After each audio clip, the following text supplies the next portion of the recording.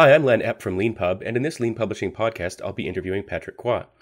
Patrick works mainly as a technical leader and agile coach for Thoughtworks, bridging the technical and non-technical realms, leading teams and writing software with a particular focus on helping teams improve through the practice of retrospectives.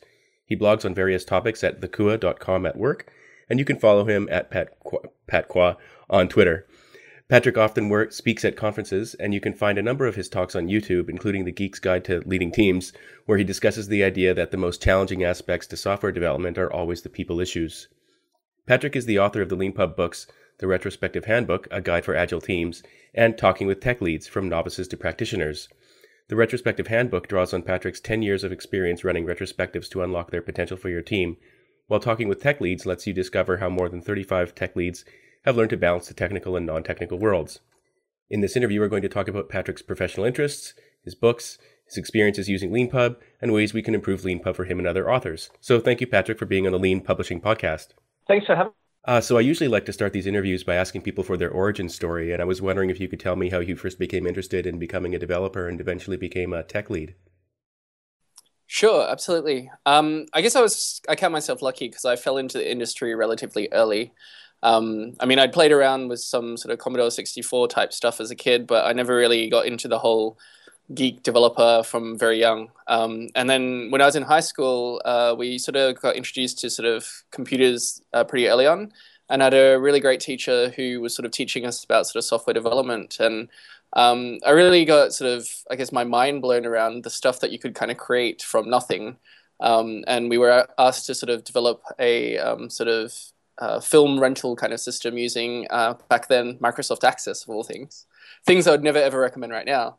And kind of fell in love with, I guess, the things that you could actually create. That kind of led on to a natural path of me wanting to study more about this at university. And I did a double degree in sort of commerce and IT. And double degrees are really popular in Australia, which is where I studied. So I ended up doing a commerce and IT degree, partly kind of interested in the sort of business side, as well as the technical side. So it's kind of already an interesting sort of balance out. After university, I went to start work for Flight Centre, whose headquarters are in Brisbane, and then joined shortly after Oracle, who had an R&D centre in Brisbane. And there I was really lucky because the team that I was working with, they were very early adopters of sort of extreme programming. And this is in the very sort of early days of XP, which was, I guess, the early 2000s, where we were playing around with sort of the first continuous integrations of a cruise control, which was actually built off sort of CVS, where we were introducing sort of unit testing and JUnit. And for me, it was just such a really interesting contrast because Oracle is kind of a behemoth, and there's probably a lot of very traditional software practices, and where we were sort of a very small part of it, sort of trying to change the way that we were doing software.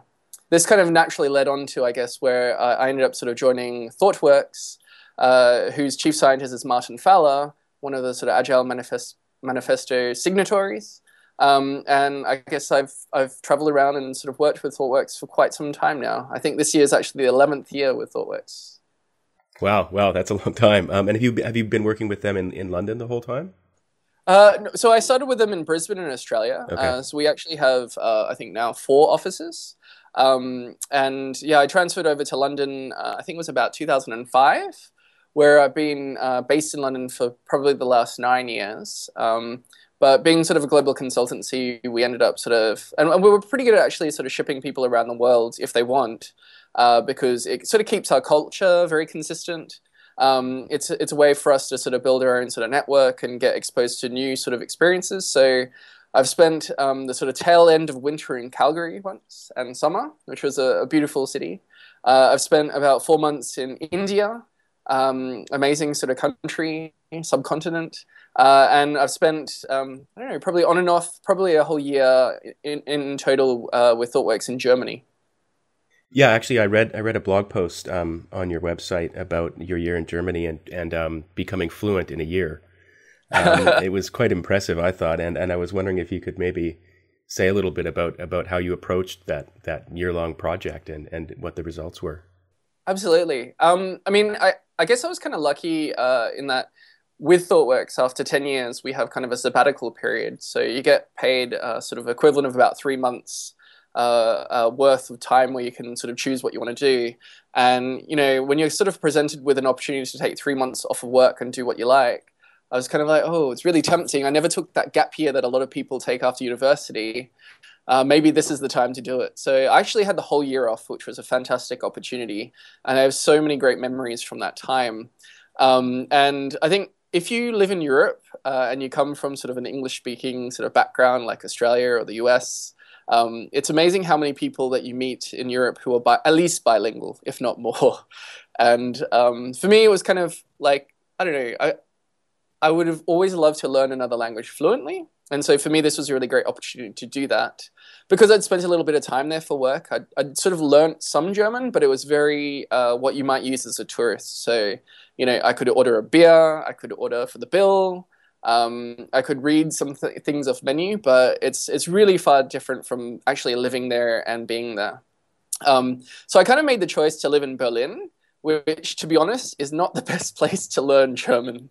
It's so heavy with so many tourists, and I think Germany's level of English is actually pretty high. So you can sort of get away with actually not speaking any German if you really don't want to. So I know quite a few sort of expat people who live there for maybe 3-4 years, and their level of German is still that sort of rudimentary, I guess, tourist sort of level.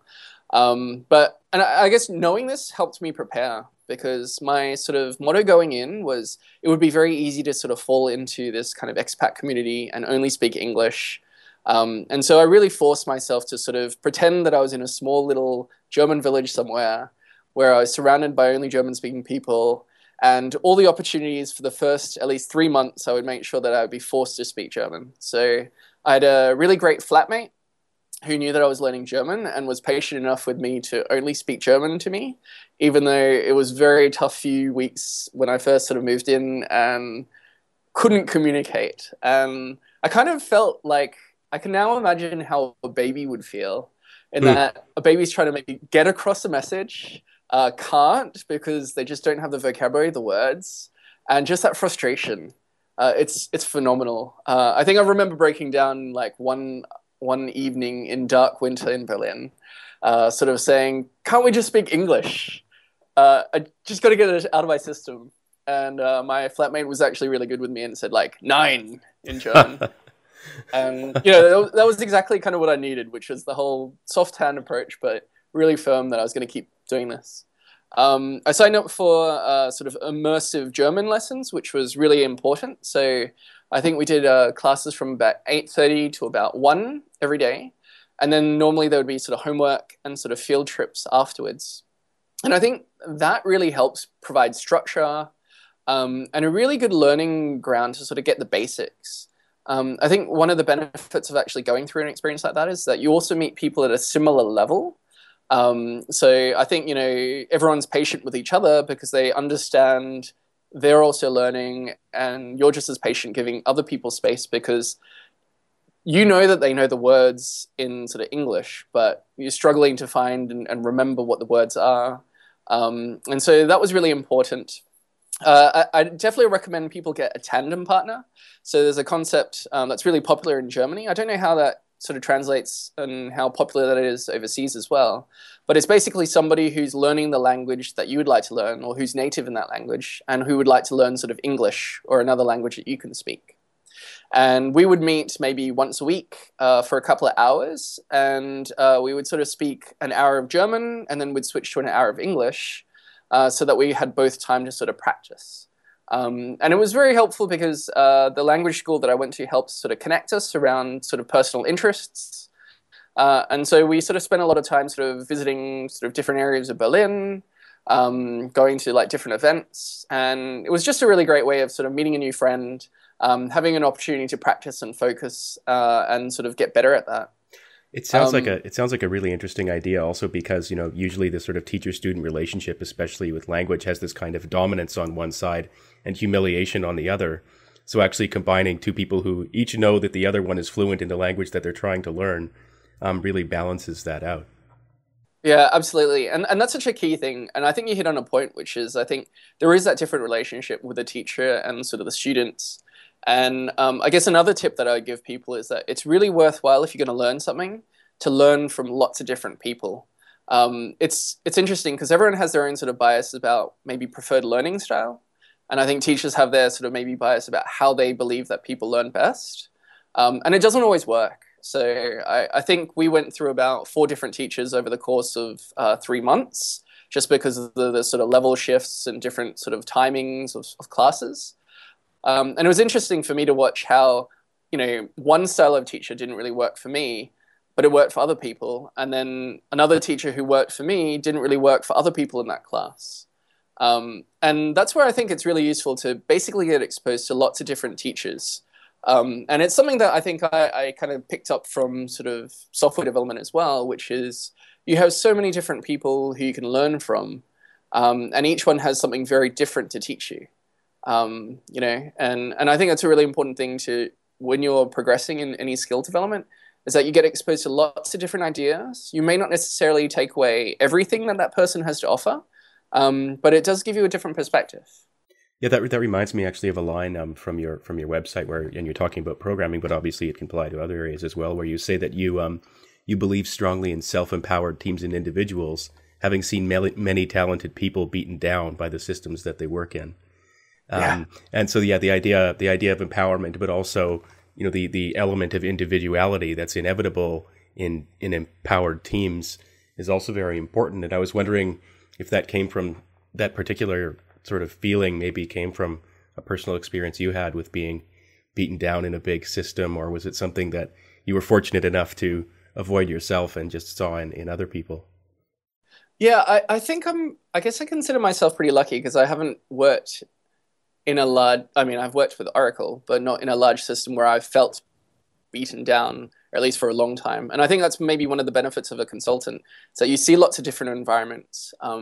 And what I really love is actually helping people sort of get over these sort of systemic things that have sort of, beaten the motivation out of people, where they're just getting on with their tasks that they've been told to do, and helping them connect with the things that they really like. I'm a big believer in sort of Dan Pink's Drive book, Autonomy, Mastery, and Purpose, in that, if you can give people a reason to engage with the work that they do, and they can sort of develop themselves at the same time, and they have an ability to sort of choose the things that they think will help get them to that purpose, everyone benefits. Like the people who are working on the sort of tasks are a lot happier.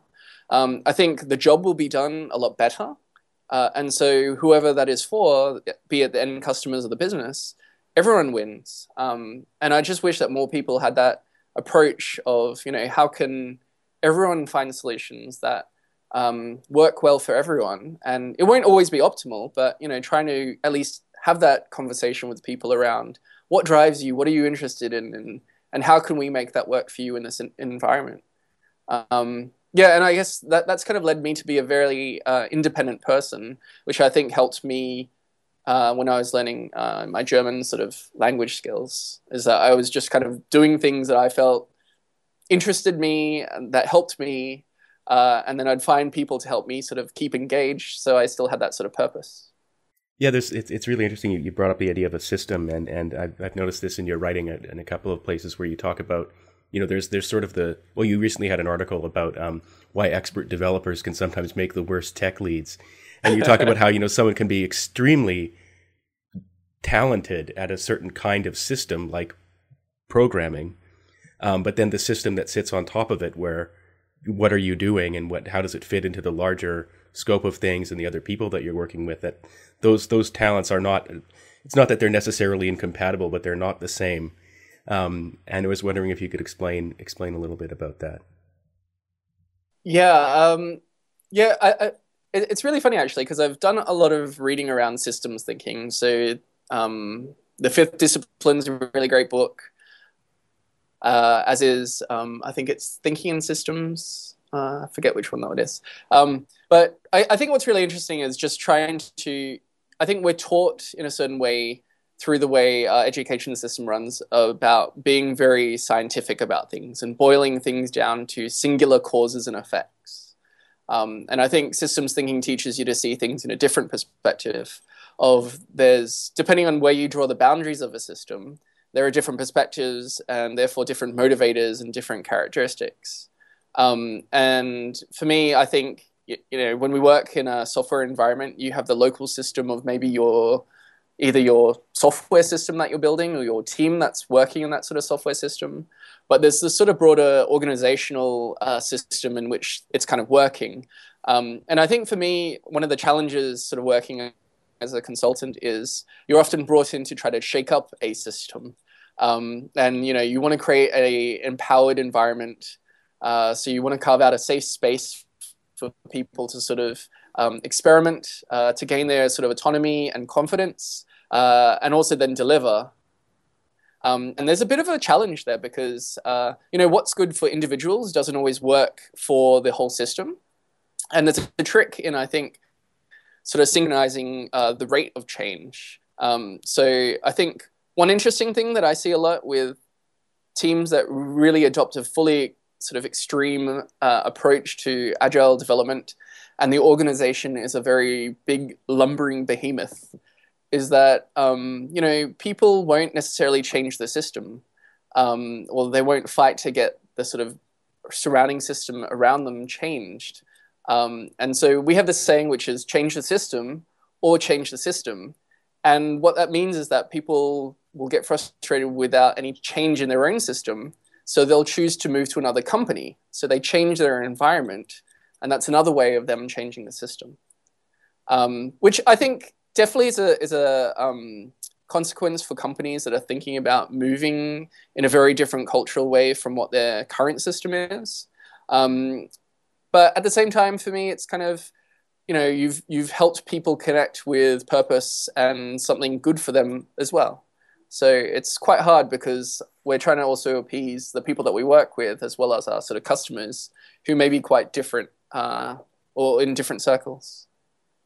Yeah, that's really interesting. Especially, I really like the observation about how we often try to take kind of reductive causal frameworks and then apply them to the complexities of systems like human systems, for example, that they don't quite apply to. And I've got a joke, which is it was an apple that fell on Newton's head, not a person.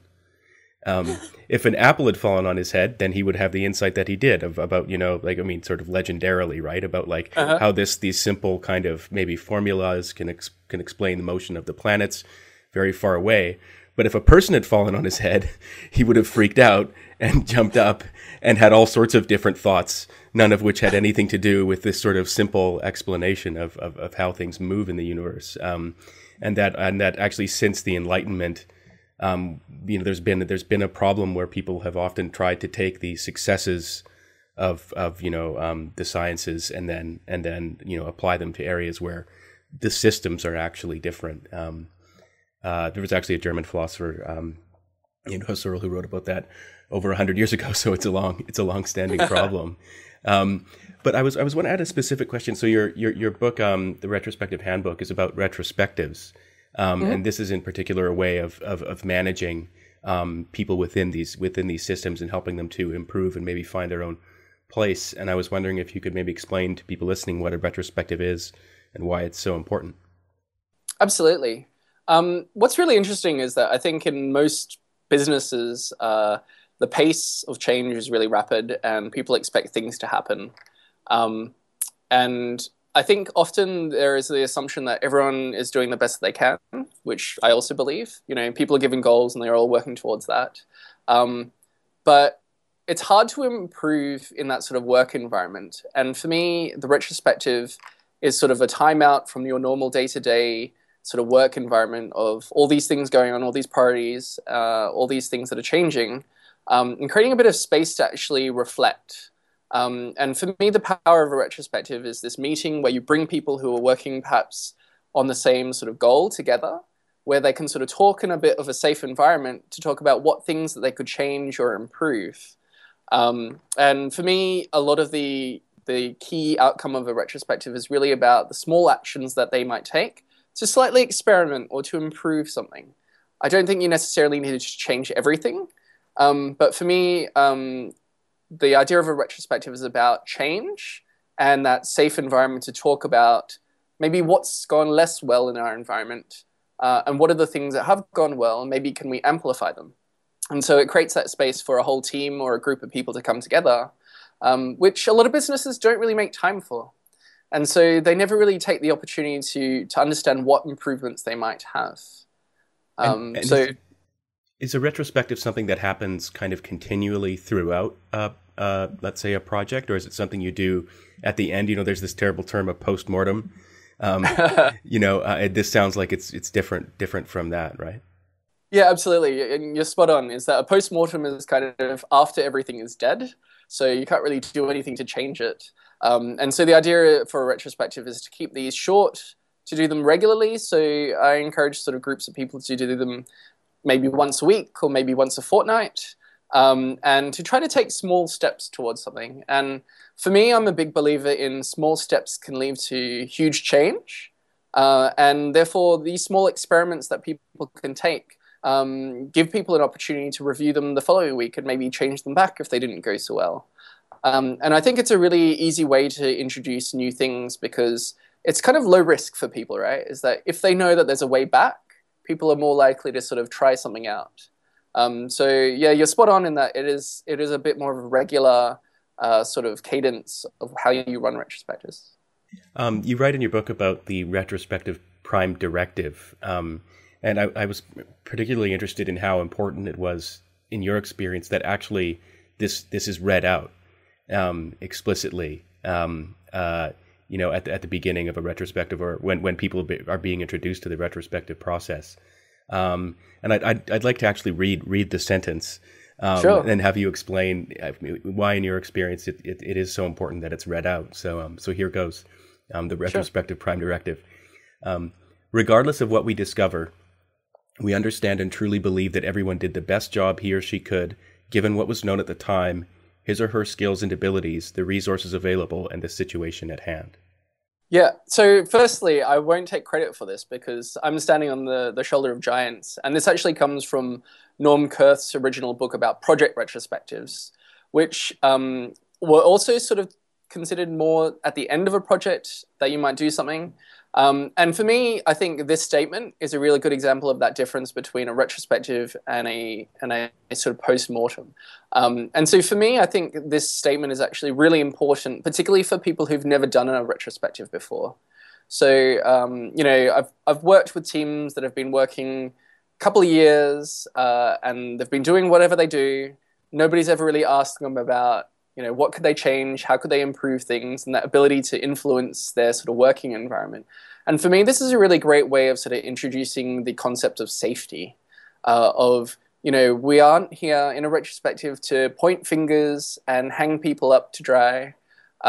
We are here to really believe that everyone was doing the best that they could, and to sort of put our mind on the system that we can influence rather than pointing fingers and blaming people, because that doesn't really improve the system.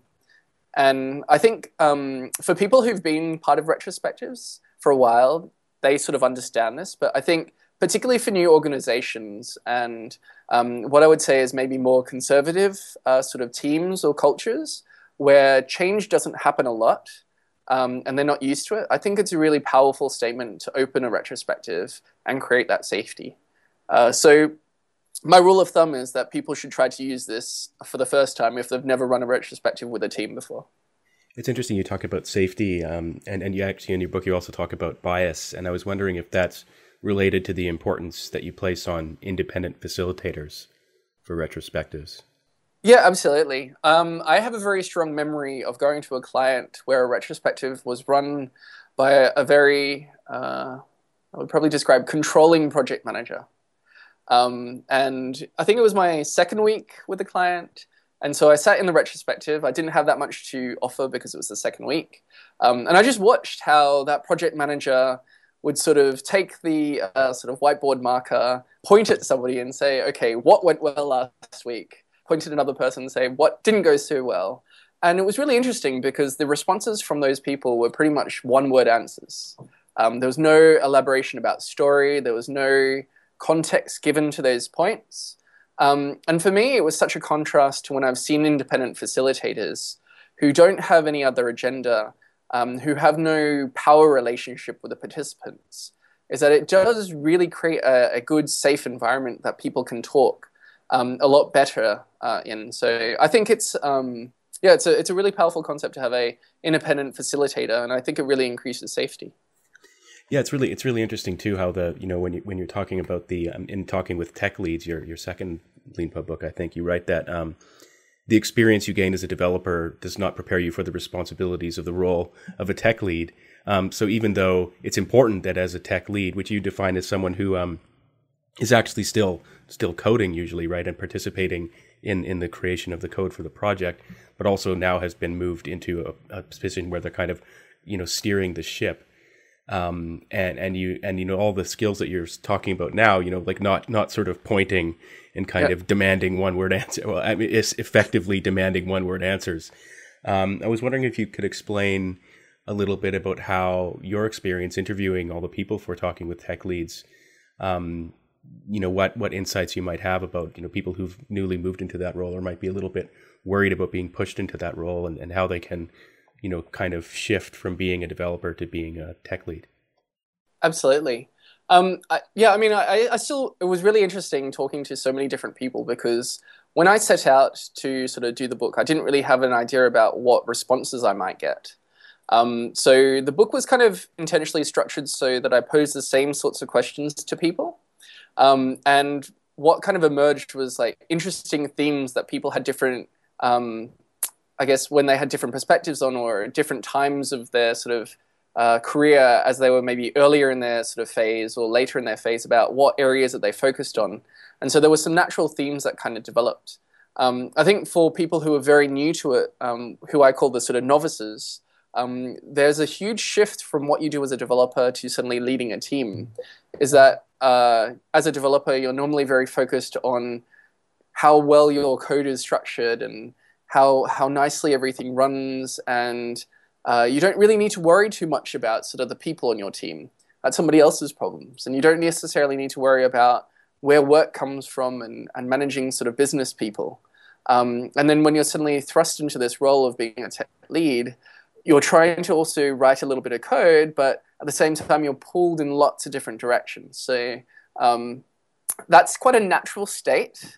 And so I think my first word of advice for people in that role is to not panic, because it can be really overwhelming. So time management skills are quite useful of trying to prioritize through some of this stuff. I think also the big difference, I think a big jump is, as a developer, you feel like you have a lot of control over the code that you'll end up writing. And I think as a lead, it's difficult to give up that control. So back to that sort of project manager who's like, really restricting what people say, and letting go is really hard.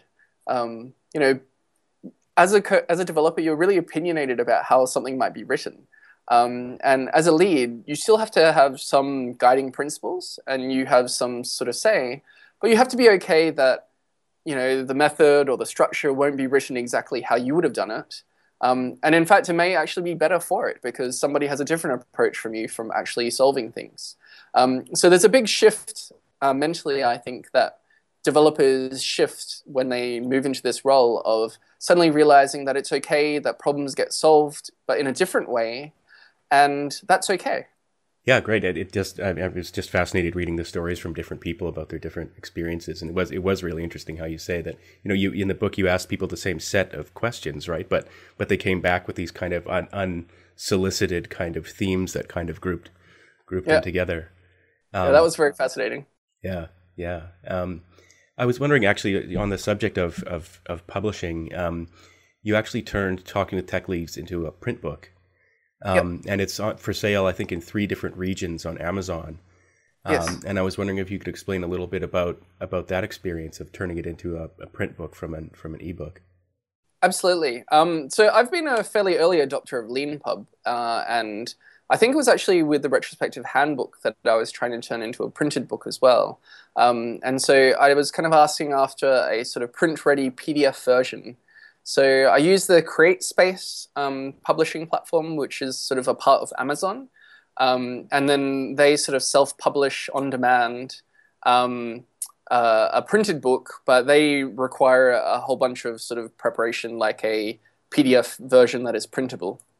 And it's quite an interesting process about moving from sort of an ebook format to a PDF that is print ready, because there's lots of little formatting differences that make a big difference when you're sort of in a print version. So a simple example is, I guess, the alternating page numbers from left to right is that you kind of want them to be on the outside of the book, which when you're on a single screen, it doesn't really matter. The same thing with sort of the margins is that when it's printed, you want the margins that are going to be bound together a little bit deeper because you want it to kind of look equal. So when somebody opens the book, it kind of looks nice. And so LeanPub has been really awesome at actually picking up feedback. So I was generating lots of sort of feature requests for understanding what a print-ready PDF could look like. And then I would do sort of a test run with Amazon and sort of give feedback saying, okay, well, the test copy now that I see it in real life needs some adjustment. And so I've been a huge fan of LeanPub from the very beginning because it was a really great example of, I guess, lean flow in action, which was, I was creating a sort of demand, and your platform was sort of responding to that as I was sort of getting feedback from it, and I wasn't quite sure what I really wanted either. And it was really useful to have those really fast feedback cycles. Yeah, I remember seeing all the interaction between you and Scott, one of LeanPub's co-founders, during that process. You really, and one of the reasons I'm asking you is because you really pulled a lot of that out of us, and we were so glad when someone arrived on the scene and was like, "I want to have good output to make a good print book." And so, are you happy with where it is right now? You know, the print output and everything kind of works more or less the way you need it to get it on Amazon and things like that. Yeah, absolutely. I mean, what was really interesting was that, I guess, comparison between the first draft of the Retrospective Handbook and then preparing it for the sort of Talking with Tech Leads print version. And I don't think there was any feature requests that I had to change at all. In fact, I think for me, the difficult part was actually the wraparound cover, which is something that you don't necessarily need to worry about in a sort of ebook world. Mm-hmm. And it is something that is exclusively to do with sort of print layout. So you need to think about what goes on the back, what goes on the spine, and trying to get the formatting right based on the thickness of the book is kind of one of those tricky, you have to print it really to sort of see what the end result is. But from a sort of platform perspective, it was exactly what I needed, and I didn't have to do any sort of extra changes to it. Oh, that's great to hear. I'm really glad that it's at that stage. I was wondering. I read that you used a copy editor, and it might have been even the same person for both of your books. And can you say a little bit about what that experience was like and how you found a copy editor? Yeah, absolutely. So I found a copy editor through a colleague of mine, actually. So I think one of the very early drafts of the Retrospective Handbook, I'd asked some people to give me some feedback on it. And I think one of the early bits of feedback is that you're really too close to your writing. And I think this is probably one of the dangers of self-publishing, which is, you sort of decide to go down the I can take care of everything route. I can do all the grammar and checking. But actually, that's not my strength. And that's, I would actually say that's probably one of my weaknesses is that I tend to speed read. So I tend to skip over things that other people would notice. And I think there's a lot of value in working with an editor. So I worked with Angela from Virtual Editor, Angela Potts, and she's based in Cambridge. And I guess one of the really great things is that we still physically haven't actually met. So we actually met over sort of email, and then we did some Skype sessions. And so she works very virtually as well. And I think the LeanPub process was actually really useful because I could just share sort of simple text files with her. And with enough sort of simple syntax, she understood how to sort of start editing some of those files, and we could actually just simply trigger, draft copies really rapidly. And so that was a really useful process of actually sharing the book and getting fast iterations over the copy. So did you actually give her access to the Dropbox folder that you would have been working in? And direct access absolutely. to the files? Yeah. Okay. Uh-huh. Okay. Yeah. And that worked really well. And for the first book, it was just a bit more copy editing. So I already had the structure in place. And then our relationship kind of evolved a little bit more. And she helped me with a little bit more of the structure for the second book about how to make it a bit more interesting rather than just a whole series of sort of interviews. I noticed that both of your books have really good covers. And I was wondering if you made them yourself, or did you did you use an external service to do that? That's one of the questions we get all the time from people, because a great cover really does make a big difference, just particularly in the confidence that people have in a book, especially if it's self-published or maybe even in progress. Yeah. No, it's a great question. So I designed them myself, and I wasn't sure about this actually to begin with. So I was also thinking about sort of going out to, I guess, the market, what some other authors have done about trying to get somebody to sort of pitch different ideas towards a cover. But for me, it was actually kind of like a fun, creative experiment. So my goal was to create something that was a little bit eye-inducing. It could be a lot better, but it's kind of also the skills that I had. So I ended up studying actually probably about, there's a couple of websites that show really great book cover design. And I sort of looked around at, I think, a site that showed like 50 or 100 of them. And then I was looking at some of those things, thinking about what sort of themes and colors and sort of, I guess, patterns that I might take that I could reproduce in open source tools. So I used GIMP for the actual file creation. Okay. And then I sort of ended up coming up with a couple of different designs. And I also did the whole sort of lean testing as well. So I actually generated quite a lot of different variants. And then I tested it against sort of some of my colleagues and close friends to see, do you like A or B better? What do you think about this color? How's these patterns? And I just ended up settling on the sort of style that you see on the Retrospective Handbook. And then I wanted to sort of continue that theme with the second book. So that was a little bit more interesting because it was really important for me in the talking with tech leads to get a diverse sample of people in there. So what might be surprising, which I haven't really written a lot about, is that I've managed to probably get about a third of the people in the book, I think, to be female tech leads. And it's really hard to get female developers, let alone people in leadership roles. And so when I was designing the cover, I also was very conscious about making sure it wasn't a male or a female looking sort of tech lead. So I've kind of tried to go with a sort of gender neutral kind of looking icon, which is what my design intentions were. I don't know if it's come through, but yeah, and I guess that was the sort of so have some sort of theme that comes along from the first book, but have something that's representative about that sort of topic.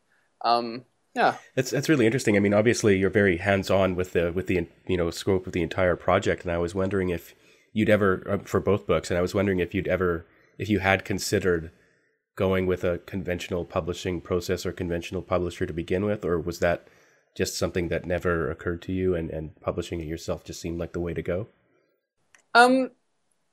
I think for the first book, I had thought about going to a publisher. But I was just really surprised at how rapidly it had gone through. I mean, I know a lot of people who've written books for, the Prags and O'Reilly and things like that. And I think there's trade-offs. And I wanted to go down the whole self-publishing route to see how easy or hard it was going to be. And I've been really happy with sort of the reach of the platform and the ease with which LeanPub makes it easy for people to buy and sort of distribute the sort of books all over the world. And I mean, I might go through that process, but for me, I think the sort of editor is probably the biggest value that one of those traditional platforms can bring, and they have a strong network. Mm-hmm. And probably around the sort of consistent theme. So if it fits in with an existing series, like the Martin Fowler signature series or something like that, that probably makes sense. But I've been very happy with the whole self-publishing route. Yeah, and I guess the only thing that sort of I'm thinking about is how better to market the book. But I think that's part of the self-publishing process, right? Which is what can you do to sort of get the book out there? Yeah, definitely, and that's kind of the writing's the hard part, but so's the marketing. Absolutely. I was wondering, actually, just I guess my last question would be if there was one sort of dream feature that you could have us build for you, what would it be? If there was one thing that was either missing or that you now, looking back or even looking forward, wish that we could give to you as part of our process, what might that be? Ooh. It's a really great question. And to be honest, I don't have a good answer. I mean, one of the things I really like about you guys is that if I want something, I feel that I can sort of post something on the forums and get a response and have somebody either say it's on the roadmap or we'll work on it. And I think that's such an amazing opportunity of the platform. And so I can't really think of another feature that I'd really like. Otherwise, I would have asked for it by now. I suppose. Well, thanks. I mean, if you ever do, please, please come back and ask again. I mean, because that's, I mean, a big part of our process is having people approach us and tell us what they need, and then us delivering it. I mean, after obviously with deliberation. So anyway, Patrick, thank you very much for your time, and for being on the Lean Publishing podcast and for being a Lean Pub author. Yeah, thank you for having me.